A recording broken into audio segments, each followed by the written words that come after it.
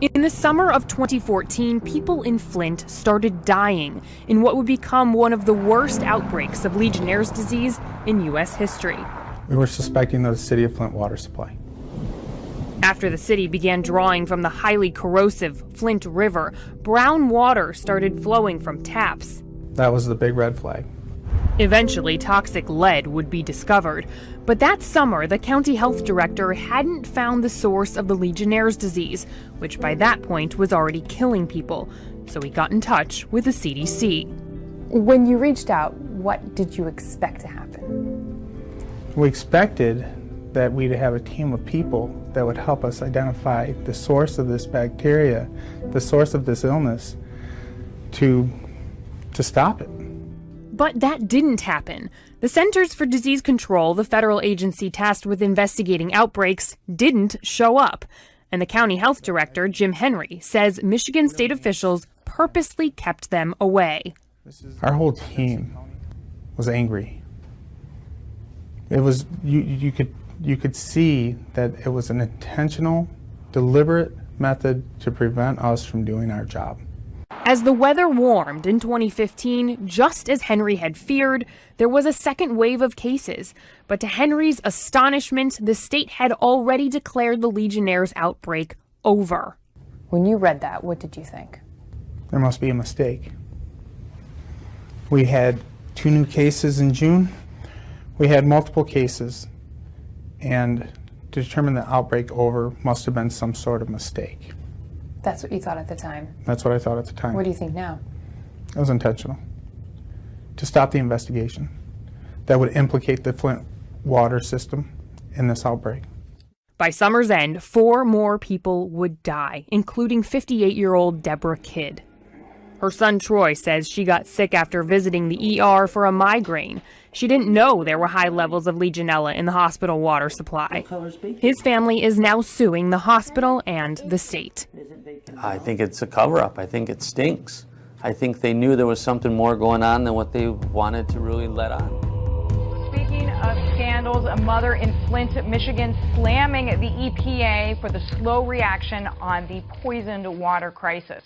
Melissa May says the EPA knew since last February about the high levels of lead in the drinking water, did nothing about it. As far as how the investigations are going at the state level, the Attorney General's office just announced it's considering all possible crimes and charges, from involuntary manslaughter to misconduct in office. An investigation has also been launched at the federal level, with state and federal officials trading blame for the lead water crisis.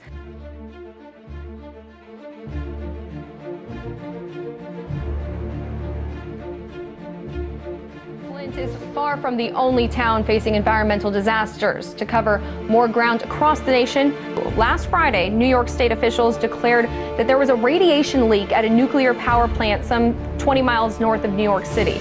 Now, we know this facility has been troubled in the past. What can you tell us? Now, what happened at the Indian Point nuclear facility just 25 miles north of New York City, Simone, is that a nuclear byproduct called tritium leaked into underground water wells. From my experience, I've covered both Chernobyl and Fukushima, traveled to both Fukushima and Chernobyl. I can tell you that tritium is not the most dangerous nuclear particle, much less destructive than, let's say, cesium. But the amount of tritium which had been spilled north of New York is alarming. The office of the governor, Cuomo, says that some wells have 65,000% higher radiation levels than before. And the biggest problem here is that this is not a standalone story. This facility has had incidents in the past, and in fact, quite a lot of them. Now, this is the...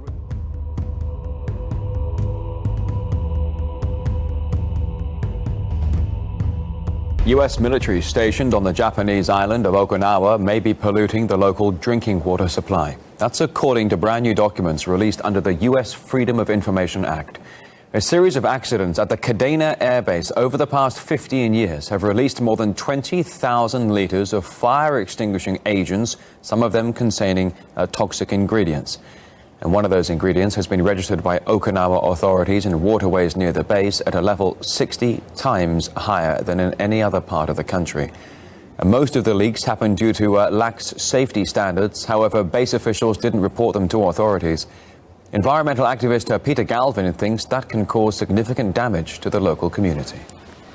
Again and again, what we see is spills, unreported incidents. Some of these chemicals actually went into the water supply. The system could have been alerted. They could have said, hey, shut down the water. We've just had a hazardous waste release. And that didn't happen. And it's a real concern because oftentimes the communities don't find out about these events until years later. These chemicals, which are known as PFOS, are a suite of very hazardous carcinogenic chemicals. People that ingest them, and when they're found in the environment, they lead to a variety of neurological problems, cancer increases.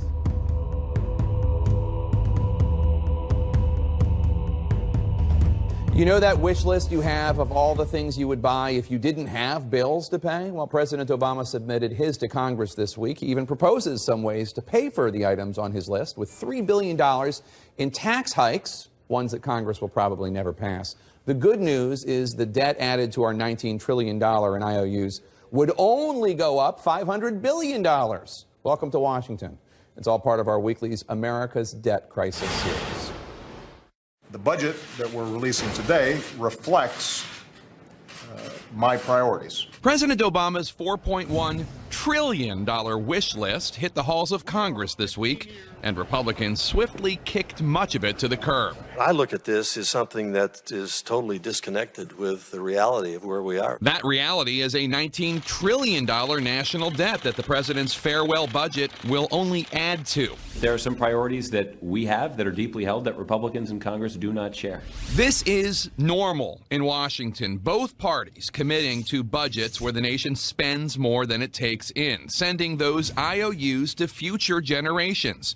An attitude summed up by former Vice President Dick Cheney, who said, deficits don't matter. President Obama, to his credit here, proposes ways to pay for some of his new proposals with $3 trillion in tax hikes. This is Douglas McIntyre from 24/7 Wall Street in New York, and today we're going to look at states where the middle class is dying. We used information from the Economic Policy Institute and from the U.S. Census. The most interesting result of this is that the middle class in the United States, that earning power is eroding. And as many people realize, that's moving upward to the top of the pyramid here. So income growth among the very well-to-do is rising. Among the middle class in the United States, it's actually stagnant. One of the most important things about this study is that it shows what's happening to what you would describe as the heart of the consumer economy. In the United States, depending on the measurement, GDP is driven by about 70% consumer spending. And as you start to see the people who represent a very large portion of this lose their buying power, there is a real threat to the GDP going forward. Unfortunately, the takeaway from this is that the middle class continues to shrink. And if you look at the demographic trends going back a decade, there's no reason to think that going forward this is going to improve very much, if it improves at all. Going back to what many people have said before, right now in the economy, the rich are getting richer.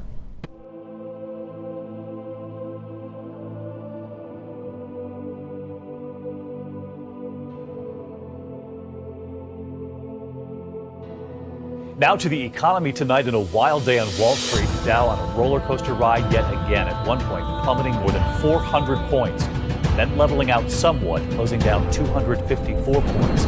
ABC's chief business correspondent Rebecca Jarvis tonight on the markets rocked by lower oil prices, while at the same time that's leading to 99 cents a gallon in parts of this country. Rebecca? David, 9 out of 10 stations around the country tonight are selling gas below $2 a gallon, and it's expected prices will continue to fall from here. And take a look at this. It's a station in Kansas now selling gas for 99 cents a gallon. Experts predict there is more where that came from, especially in the Midwest, where prices could fall in coming weeks below $1 a gallon. Now, this is great news for consumers, now paying the lowest amount for gas in more than a decade, but it has been a big problem for energy companies and energy jobs, and we have seen the ripple effect into stocks as well. David? Fear has been gripping investors for several weeks now, and today was just a continuation of those fears. You saw investors move into the traditional places for safety: gold, U.S. government bonds. They moved out of risky things like banks and European stocks. It's all about safety right now because there's some concerns about both the US and European and more broadly the global economy. Is it slowing down? There's talks of, murmurs of a recession for the US economy maybe in early 2017. These are very early discussions, but those fears are very real right now. Germany may be leading the way in the Eurozone, but the same can't be said about its flagship bank. Deutsche Bank was slow to reform and restructure, and it's paying the price. Its shares have fallen 40% since the start of the year, and they hit a 30-year low on Tuesday.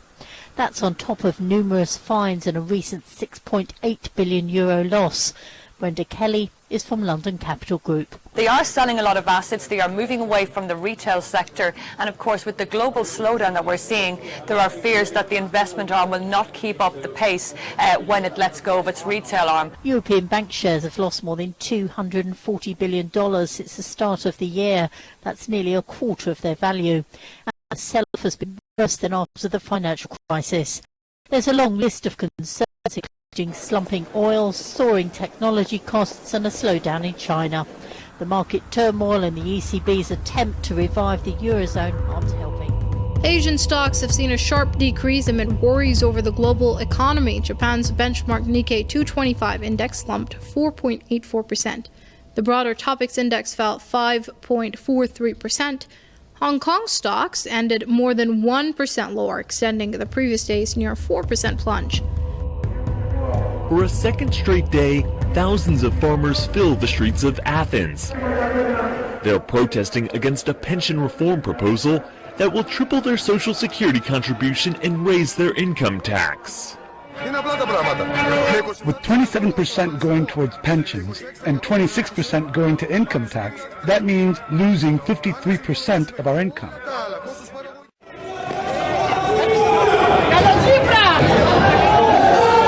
Στα πλωτίσκαλα σήμερα θα ανεβούμε!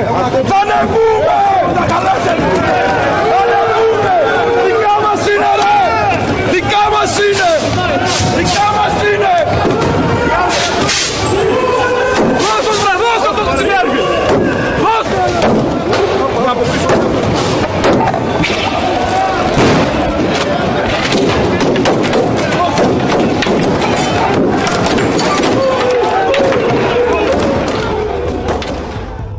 Venezuelans are already suffering the steepest economic recession in the world. Now they face a new challenge, electricity rationing.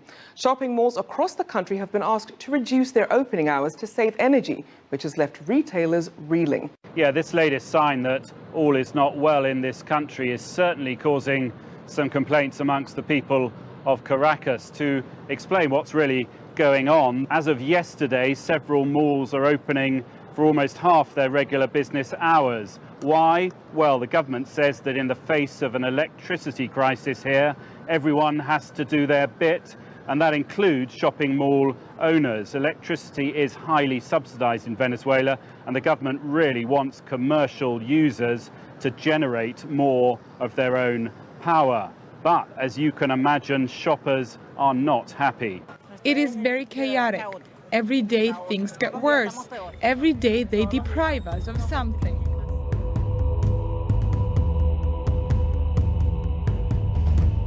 At the local fruit and vegetable market in the Colombian town called La Calera, families are weighing their purchasing options.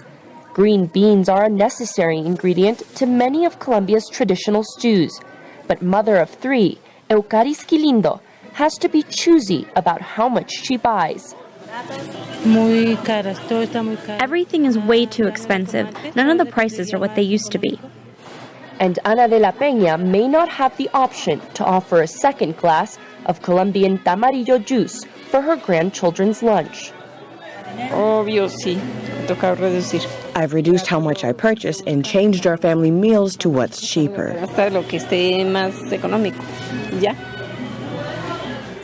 This is the new reality for Colombian families. According to the National Administrative Department of Statistics, January's food prices rose 12% from 2015. Well, Brazil is another Latin American nation seeing deep recession. The economic crisis has taken a toll on many businesses and ordinary people's lives, but one industry is thriving. Sergio Lima has been a shoesmith all his life. He learned the craft from his father decades ago.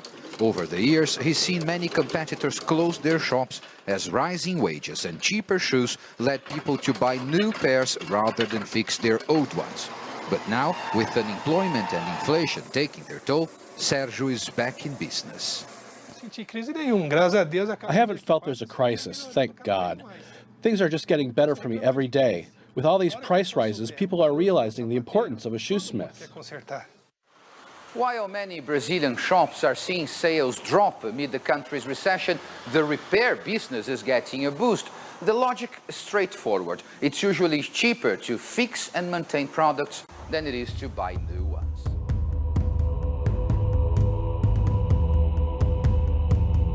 About 95% of Zimbabwe has received less than a quarter of its normal rainfall.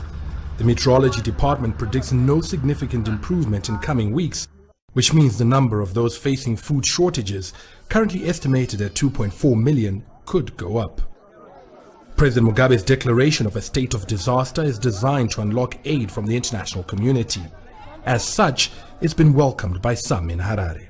Judging by the climate change and the way the rains haven't been exactly that consistent, I think it's a noble declaration by the president to say that we are in an actual disaster.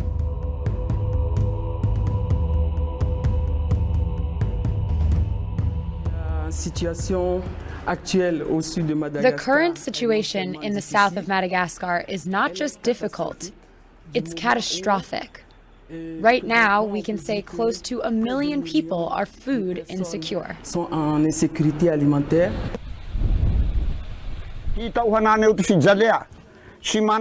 This is my granddaughter and this is my grandson. I am the head of the family.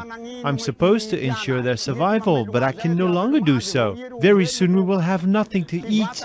I have another grandson who has gone to the village to beg.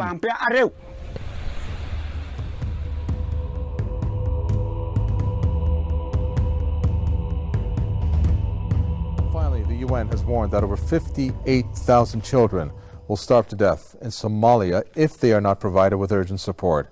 The UNA chief for Somalia added that more than 300,000 children under the age of 5 are acutely malnourished. According to the World Body, nearly 1 million people are struggling every day to meet their food needs. The UN also says that 4.7 million people, or nearly 40% of Somalia, are in need of aid. The grim assessment comes amid severe drought in the impoverished, war-torn country. Around 4 years ago, intense drought and war sparked a famine, killing more than 250,000 people.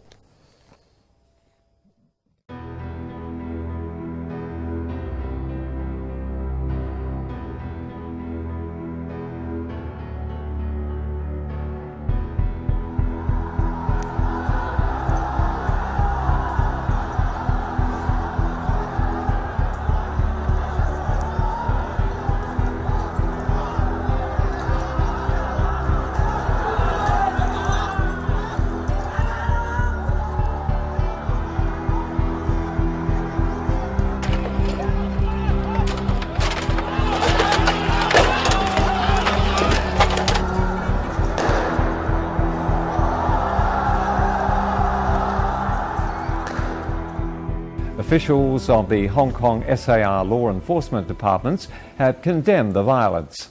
In a joint statement, they said such reprehensible behaviour cannot be tolerated.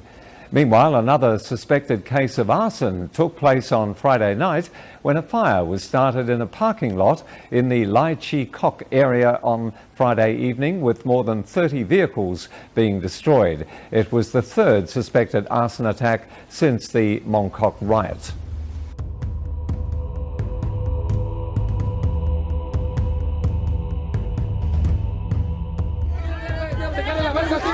They arrived at Monterrey's Topo Chico prison not knowing if their loved ones were dead or alive. An outbreak of violence between rival gangs inside the prison had killed more than 50 people. But at the prison gates, family members were unable to find out who had died and who had survived. ¡Que salga Give us the names, please, the names, that's it. They should tell us, because since midnight we were told there was a riot and they have not wanted to come out and give us answers. Riots have become increasingly common in Mexico's overpopulated prisons, which often house prisoners from rival drug cartels. But this one, coming just a few days before a scheduled visit to another prison by Pope Francis, is among the worst in recent years.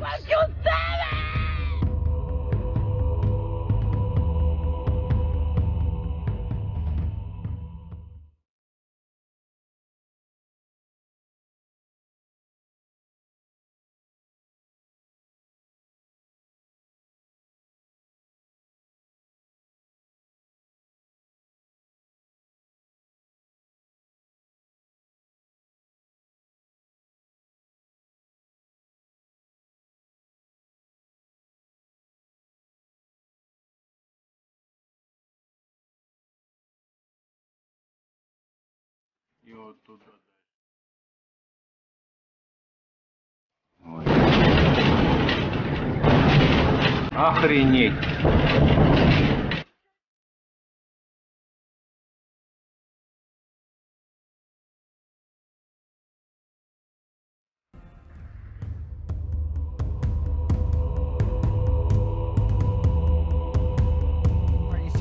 That's the strange sight that lit up our San Diego skies this morning and our phones in our newsroom as well.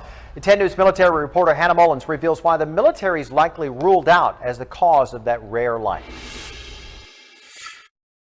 I love the video. I mean, looking at it, it's very cool. Before the sun was up, Frank Redmond captured this splash of light on his dash cam.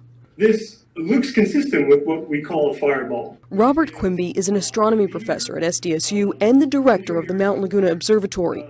He's never seen anything like it in person and said it was unusually bright. And there's a couple instances when it brightens and then fades and then brightens and fades. To the warning from the National Weather Service at this hour that, quote, life-threatening cold is moving in for 65 million Americans. From the plains to New England all the way down to the Carolinas, sub-zero temperatures expected to shatter records this weekend. The lake effect snow machine on full blast tonight. Some areas in western New York getting more than 3 feet of snow. ABC's Indra Petersons is in Buffalo. It's been a relatively mild winter so far by Buffalo standards, but that is about to change. A dangerously cold Arctic air mass moving in tonight, meaning by tomorrow morning we could set a 100-year-old record. In Minnesota, firefighters are already battling -10 wind chills from the Midwest all the way to North Carolina. The National Weather Service is warning conditions will result in frostbite and lead to hypothermia or death if precautions are not taken. I think it's a very serious situation. The cold is already causing damage. A burst pipe in Scranton, Pennsylvania, turning these homes into ice castles. Sudden wind gusts and blinding snow helped cause this massive 50-vehicle pileup on the Pennsylvania interstate this morning. Authorities say at least 3 people died. Just sounded like 2 bombs went off. Truck driver James Steffi had never seen anything like it. And it's just total destruction.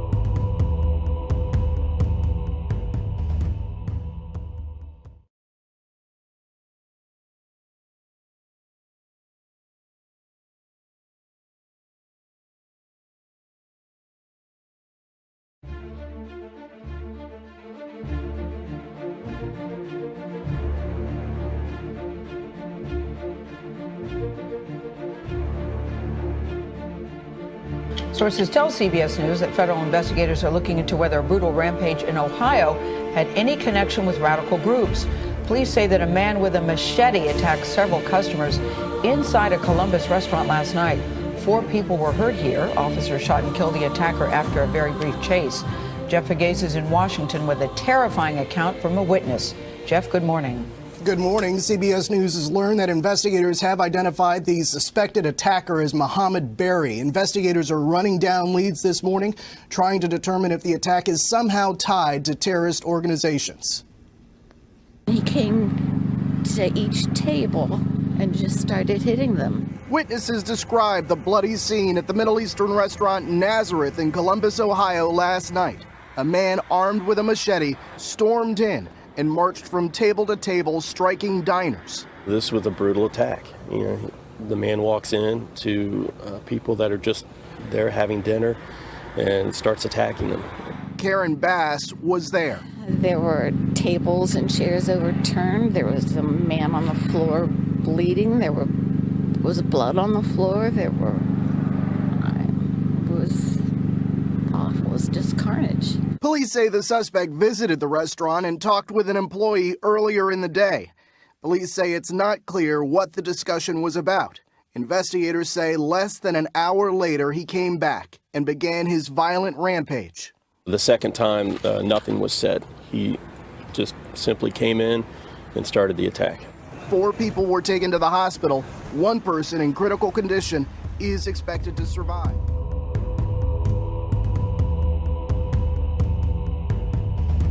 It's business as usual at this swimming pool in southwestern Vienna, but this calm exterior belies a horrific incident that took place inside. The Viennese police have now released details of a 10-year-old boy being violently and brutally raped by an Iraqi refugee in the changing rooms here. The boy then, in tears, approached a lifeguard immediately afterwards, and the police were then called. But we understand that rather than fleeing the scene, the alleged rapist was in fact enjoying himself, jumping repeatedly off the 3-meter diving board that's inside. Now, swimming pool workers are highly sensitive, not to say secretive. This is what happened when we tried to go inside.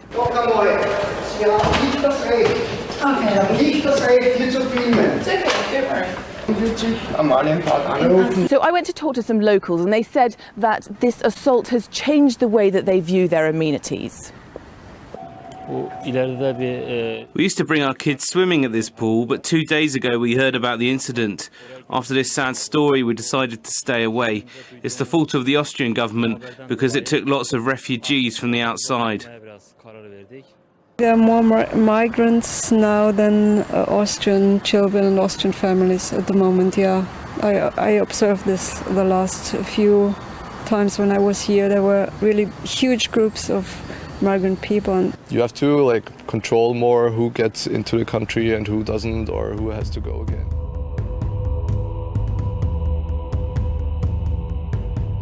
Overnight, the U.S. and Russia hammered out a deal to stop the fighting in Syria's catastrophic civil war that has killed 260,000 people and sent 12 million fleeing from their homes. This deal would be a breakthrough, except it isn't immediate, it isn't permanent, and it doesn't include all the hostile forces. We have agreed to implement a nationwide cessation of hostilities to begin in a target of 1 week's time. This will apply to any and all parties in Syria, with the exception of the terrorist organizations Daesh and al-Nusra, and any other terrorist organization designated by the Security Council. Well, the ceasefire is designed to pave the way for humanitarian corridors in Syria so that aid can be delivered to thousands of civilians. Officials in Munich also agreed to facilitate new talks between the Syrian government and opposition forces. Well, it took almost 12 hours of tough negotiations before the agreement was finally thrashed out. Moscow and Washington will now lead the development of a long-term ceasefire plan for Syria under a UN task force. However, some plans for a new foreign intervention are still on the table. The Saudi military has confirmed that it's ready to send ground troops into Syria. Saudi Arabia has once again declared readiness to send troops to Syria. The Saudi Foreign Minister Adel Al-Jubeir says that Riyadh is willing to commit its special forces to Syria should, quote, the international coalition decide to deploy ground troops there. Jubeir claimed the proposed mission would be to fight Daesh.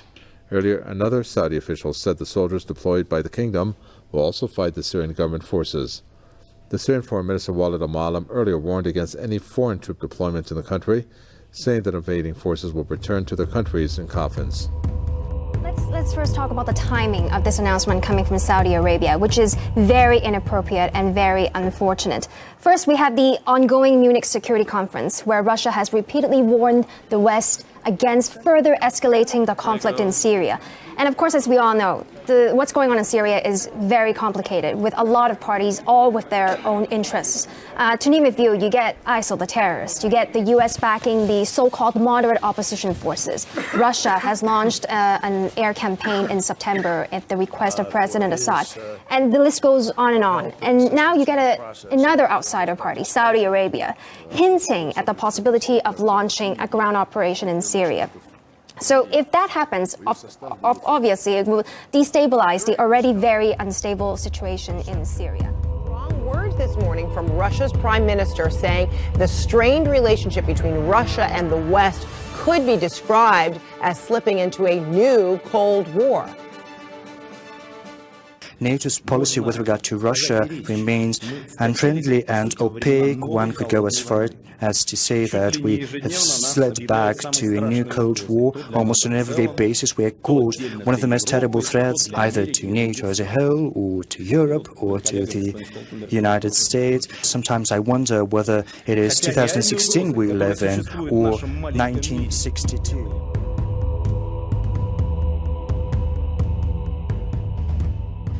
An airstrike has hit a hospital in southern Syria, killing 3 people and wounding 6 others. Doctors Without Borders, or MSF, says one of those killed in the attack on Tafas Field Hospital was a nurse. Tafas Hospital, that's supported by the medical charity, is located about a dozen kilometers away from the Jordanian border. It was hit on the 5th of February. The medical charity, in a statement, said the airstrike caused partial damage to the hospital building and put its heavily used ambulance service out of action. There's yet no word on who carried out the raid.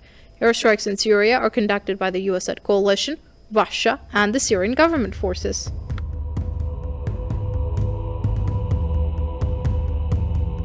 A serious war zone disagreement is developing between Moscow and Washington.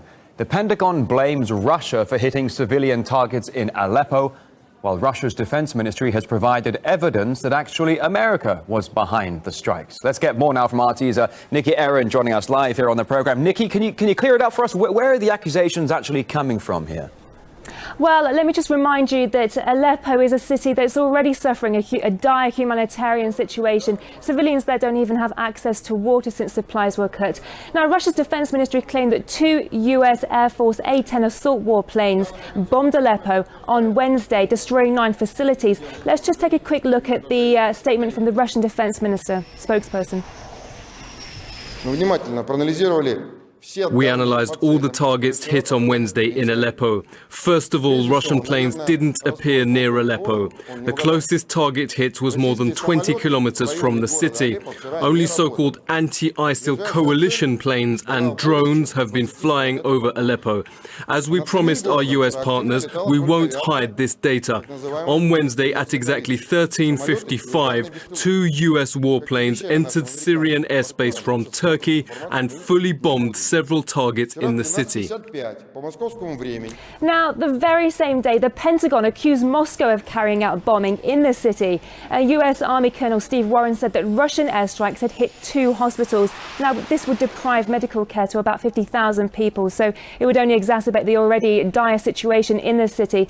This has been quickly rebuffed by the Russian Defense Ministry. And let's not forget there is an agreement between the 2 sides, a kind of safe haven strategy, which means that the Russian and US forces don't bomb targets in the city at the same time. So there's a lot of finger pointing going on, a bit of a blame game, you could say.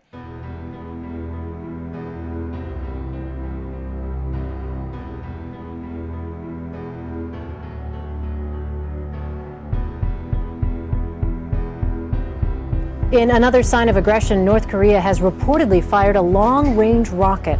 Some critics believe it was meant to disguise a missile targeting the U.S. It's the latest nuclear provocation. Last month, North Korea claimed it tested a hydrogen bomb.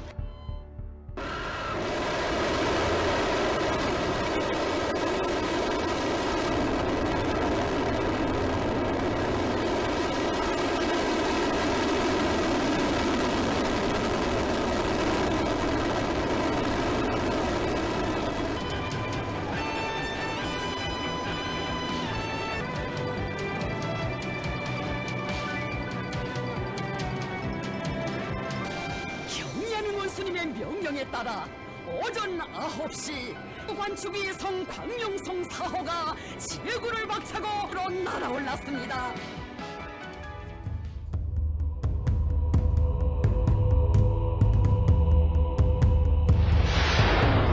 This is what the U.S. military calls THAAD, Terminal High Altitude Area Defense.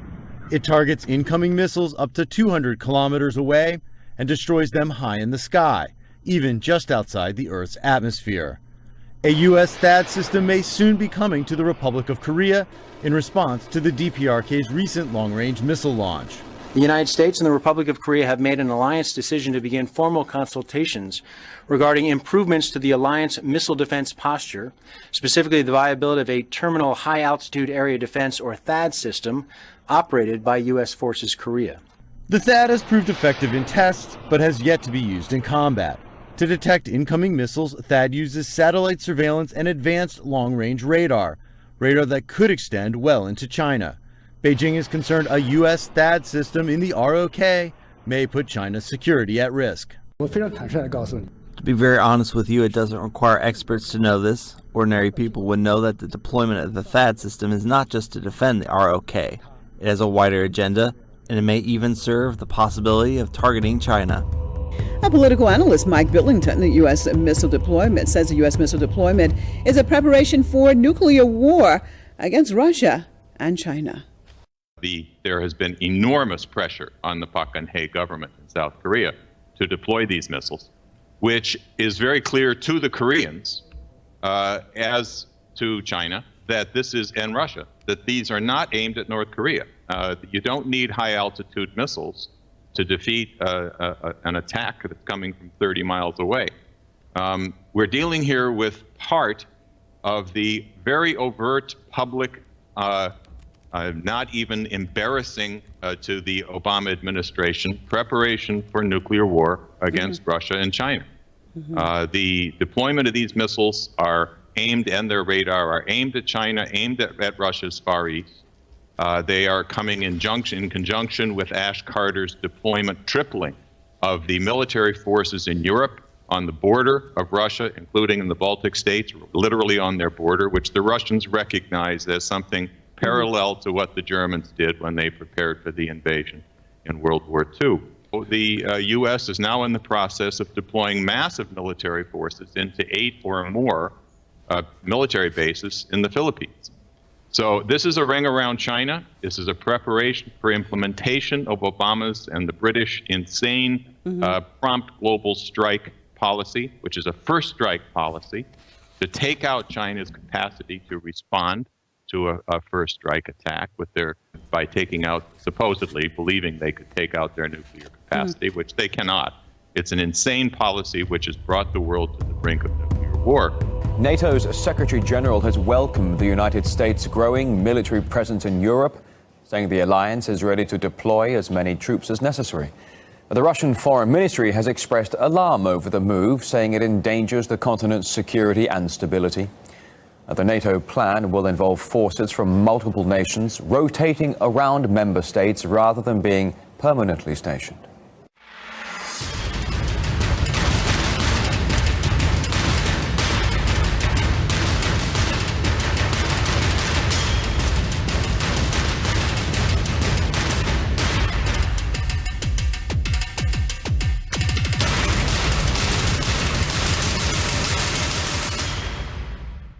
The UK is preparing to send hundreds of troops to Jordan for large-scale war games. 300 military vehicles are being shipped to the Middle East, while military personnel, along with logistics, medical and intelligence experts, will practice supporting a military expedition.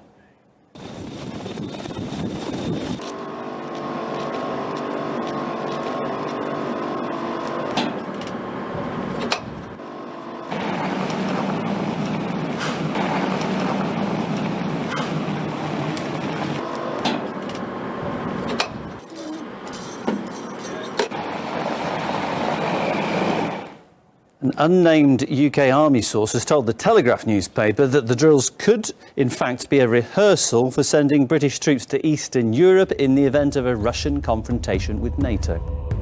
Russia's President Vladimir Putin has put Russian troops on high alert as part of massive military drills. These exercises are intended to test the troops' readiness and their ability to respond to extremist threats and other challenges, according to Russia's defense ministry. Well, Russia's deputy defense minister said in a statement that up to 8,500 troops, 900 ground weapons, 200 warplanes and about 50 warships will be involved in the drills. Troops stationed in Crimea, which Russia annexed from Ukraine in 2014, as well as forces in the North Caucasus and in southwestern regions will take part in these drills. Well, the exercises come amid Russia's continuing tensions with the West.